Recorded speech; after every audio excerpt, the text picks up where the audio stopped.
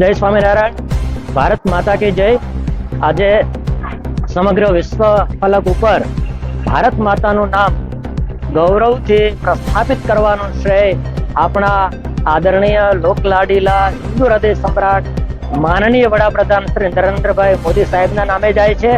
આજના દિવસે અમારા સ્થાનિક ધારાસભ્ય શ્રી પંકજભાઈ દેસાઈ સાહેબ, નડિયાદના મેયર શ્રી મનીષભાઈ, સમિતિના ચેરમેન અને કોર્પોરેટર સાથે અમારા વરતાલ મંદિરના મુખ્ય કોઠારી સ્વામી દેવપ્રકાશદાસજી સ્વામીની અધ્યક્ષતામાં મોદી સાહેબે ચૂંટાયેલા વડાપ્રધાન તરીકે ભારતમાં સૌથી વધુ દિવસો સુધી અક્ષુણ્ણ શાસન આપ્યું. એ નિમિત્તે મહાઆરતીનો કાર્યક્રમ કરવામાં આવ્યો હતો.